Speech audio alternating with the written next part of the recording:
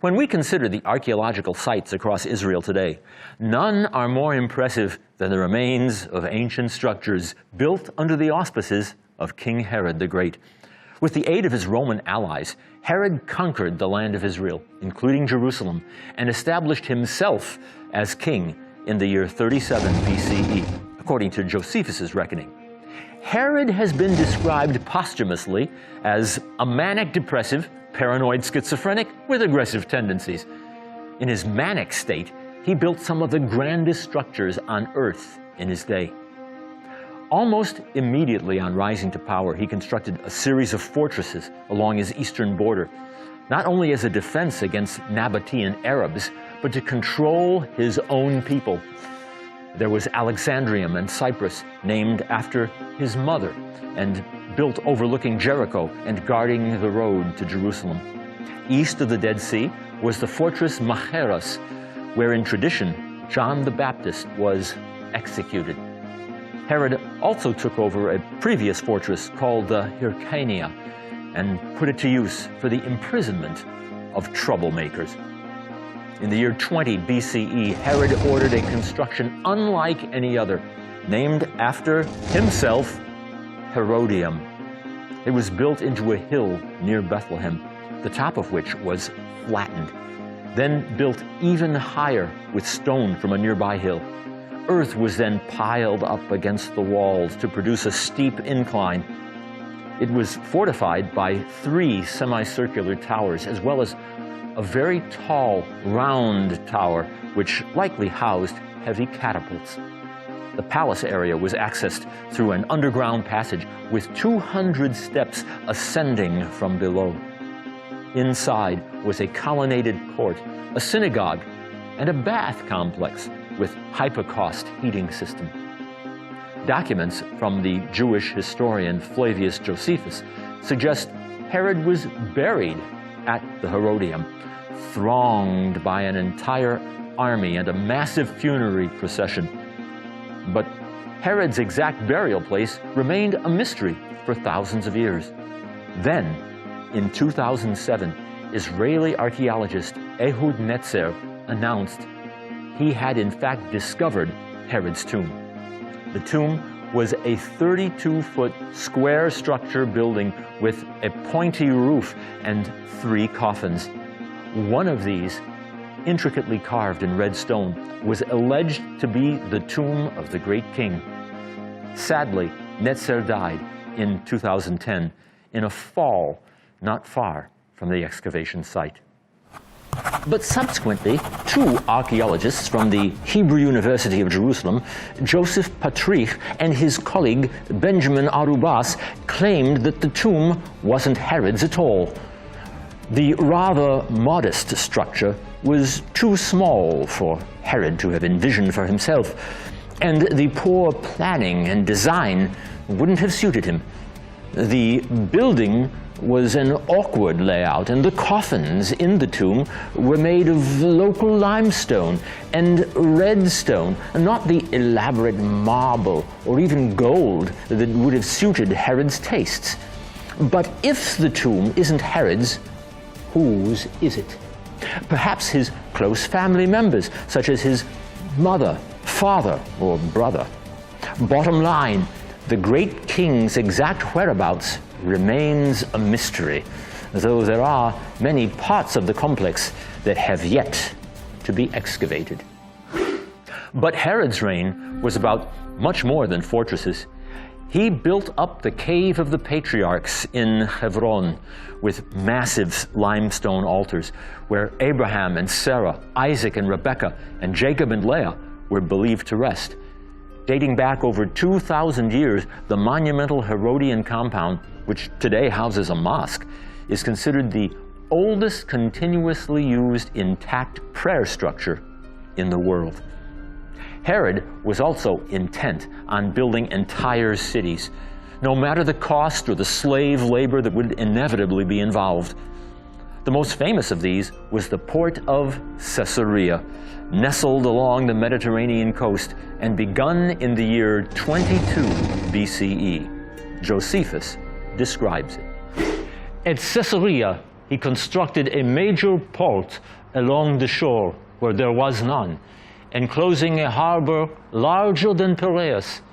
Then he erected a whole city of white stone, crowned with the temple to Rome and Augustus, all within a 12-year period. Caesarea now also boasted a theater, an amphitheater, and a subterranean sewer system which automatically flushed itself with the sea tides. What Josephus doesn't mention is that the imposing artificial harbor was fashioned using the Roman innovation of hydraulic concrete. The remains of the harbor have long ago sunk beneath the Mediterranean, but divers have gone down to examine its footings. They discovered the base of an enormous tower that guarded the harbor entrance and that may have been a lighthouse.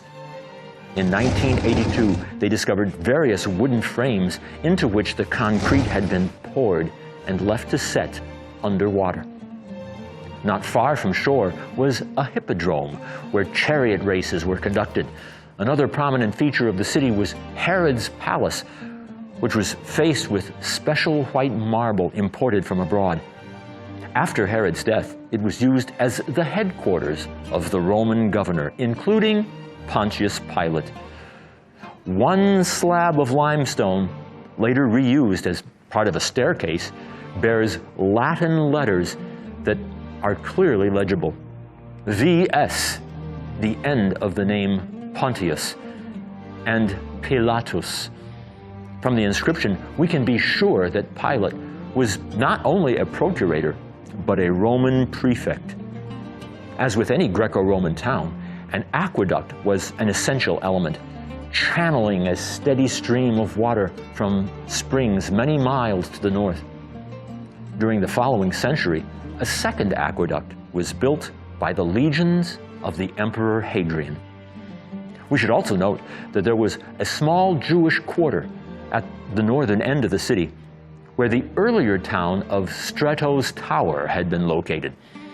Caesarea would become a flashpoint of what would later erupt in the year 66 CE as the Great Jewish Revolt against Rome. But for all the splendor of Herod's building spree, his most spectacular projects were in Jerusalem itself, the centerpiece of which was the Holy Temple. Work began in the year 20 BCE. In the 18th year of his reign, Herod started to enlarge and reconstruct the temple at his own expense, which he knew would be his greatest enterprise. After removing the old foundations, he laid new ones and raised the structure of hard, white stones. Purple hangings covered the entrances, and a golden vine with grape clusters adorned the area below the corners. Large porticos with 162 Corinthian columns surrounded the temple, which was supported by walls of unparalleled size. Beyond the first court was a second, surrounded by a stone balustrade with an inscription prohibiting foreigners from entering on penalty of death. Bearing out Josephus's words, we have a stone inscription in Greek discovered in 1871, reading, "No foreigner is to enter within the balustrade and enclosure around the temple area. Whoever is caught will have himself to blame for his death, which will follow." The shrine itself was completed in just 1.5 years, but the massive outer courtyard with its rows of colonnades continued for decades. The entire complex rested upon an enormous artificial platform supported by multiple rows of subterranean vaults, which effectively extended the original hill, identified in Solomon's day as Mount Moriah. This new Court of the Gentiles, as it was called, covered an area of some 480 by 300 meters. The external supporting walls, 5 meters thick, are still visible today. Archaeologically, it's easy to spot Herodian ashlars by their massive size and by the distinctive beveled edges that make the rectangular center section of each block extend forward. Josephus also mentions a great fortress at one end of the temple courtyards. At the northwestern corner of the temple enclave stood the citadel, but Herod called it the Antonia to honor his friend.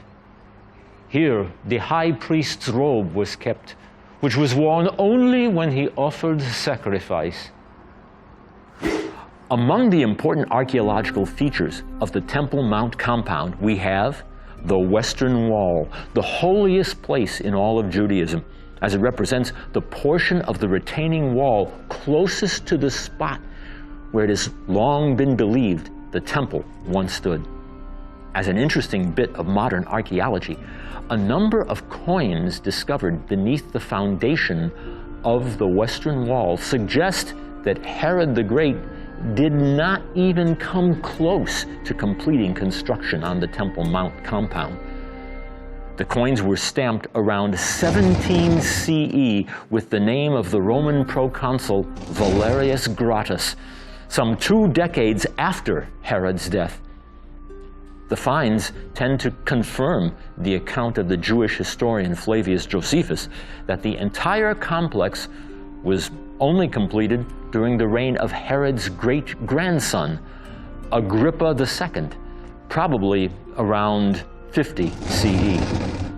Underground excavations have also opened a 600-meter-long drainage channel connecting the Jerusalem Archaeological Garden near the Western Wall with the Siloam Pool in the city of David.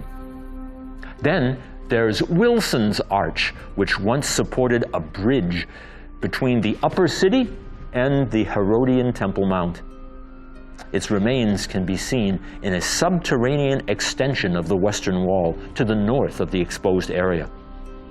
Another tunnel, opened only decades ago, follows the entire length of the wall, allowing access to an additional 485 meters, or 1,591 feet of the wall. There's also Robinson's Arch, named after scholar and archaeologist Edward Robinson, who identified its remains in 1838. It once helped support a monumental staircase up to the southwestern corner of the Herodian Temple Mount. Robinson believed he had identified the eastern edge of a bridge that linked the temple compound with the upper city.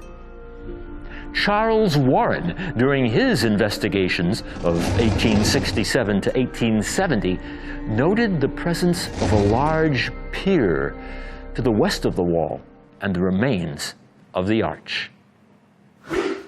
Farther on, we mined our way until, when at a distance of 53 feet from the temple wall, we made the grand discovery, which was to throw all controversy on Jerusalem topography into a new groove, to upset many hitherto cherished theories. It was no less than the pier of that great arch the springing of which above ground Dr. Robinson had first perceived to be anything more than a projecting stone in the face of the wall, and which he supposed to have stretched right across the valley to the opposite side, joining the upper city to the temple. Warren subsequently dug a series of 7 shafts to the west at regular intervals, yet found no evidence of additional piers. He concluded, "Now we have ascertained that this arch was not one of a series reaching across the valley to the upper city, and so far Dr. Robinson was mistaken."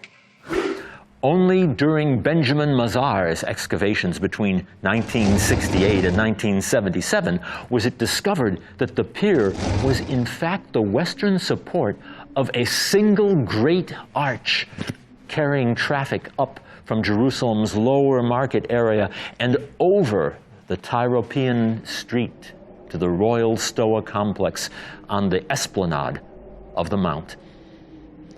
As for the eastern wall of the Temple Mount, overlooking the Kidron Valley, there was the so-called Golden Gate, walled up by the Sultan of Egypt, Saladin, in the year 810. It was rebuilt by Suleiman the Magnificent in 1541, along with the Ottoman Turkish walls we see today, resting on top of the Herodian ashlars.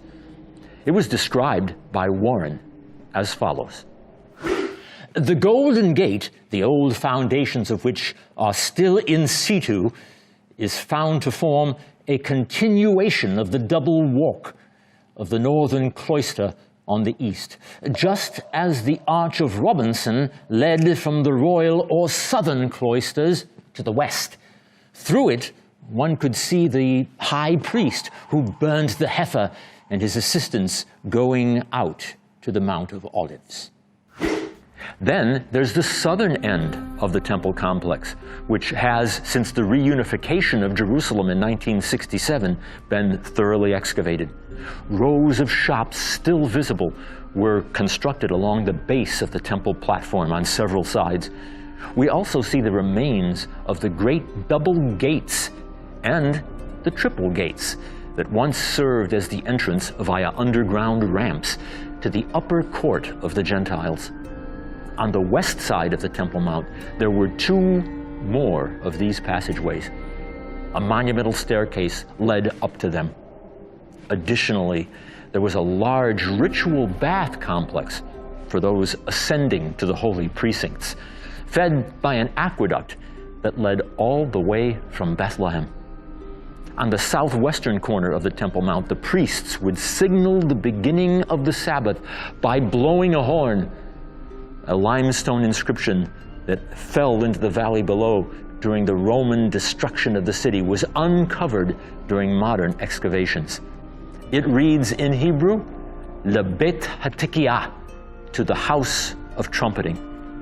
Some point to this as evidence that Hebrew was in fact a living language in that day, not only Aramaic as it's often assumed. As with every other aspect of biblical archaeology, there is ample controversy about the temple, including its precise location. Meteorologist and minister Ernest L. Martin argued that the temple was not located on the Temple Mount at all, but on a southern promontory. Martin claims his theory is consistent with excavations done both outside and within the great temple platform, known in Arabic as the Haram es-Sharif, or Noble Sanctuary.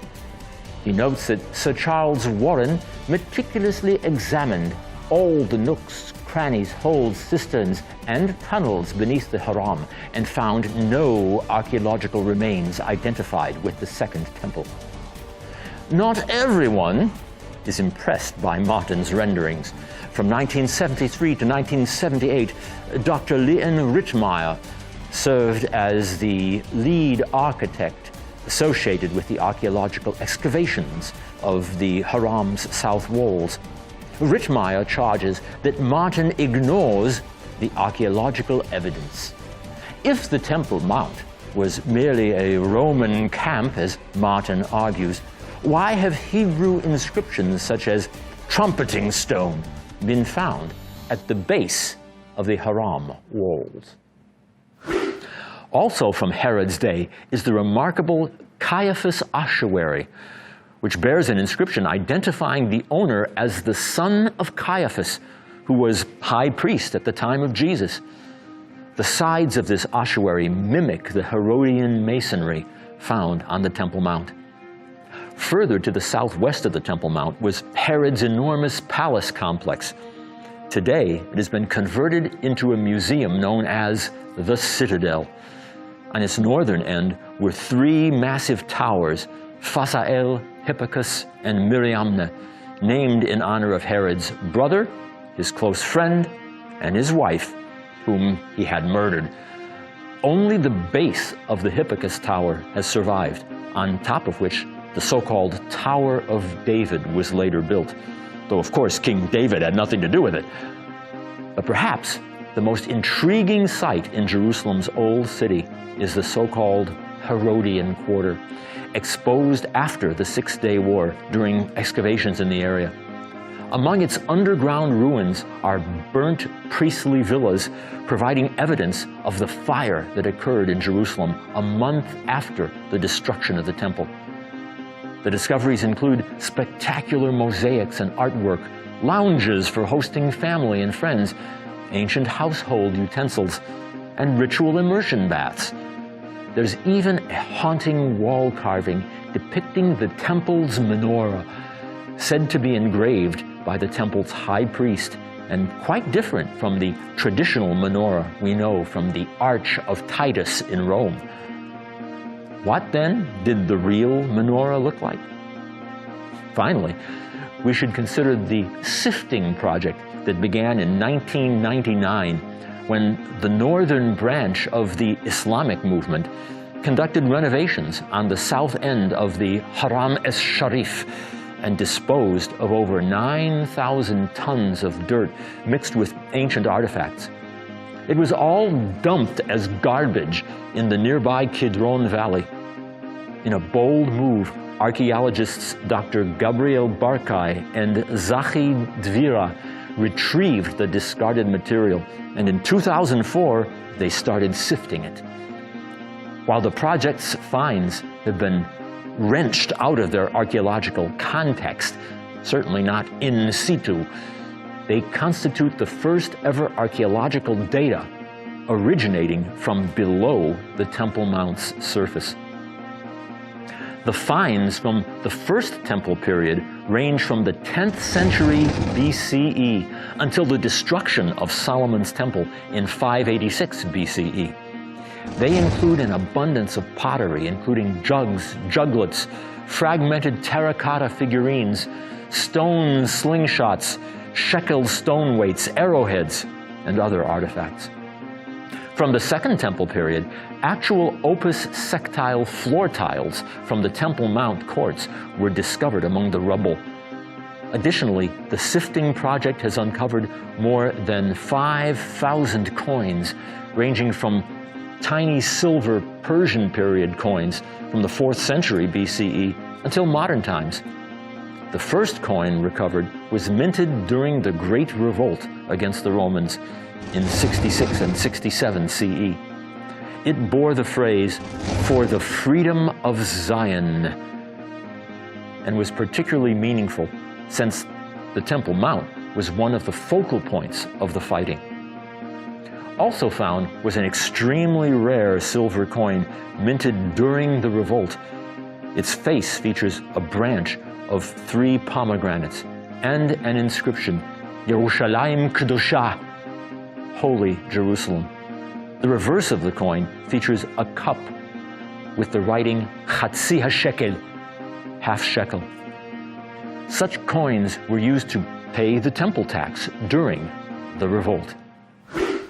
But nothing evokes both the defiance and the tragedy of that revolt more than the greatest and most melancholy monument from the Herodian age, a rocky promontory in the wilderness of Judea, whose name reverberates across the last 2 millennia. Masada. Stay tuned.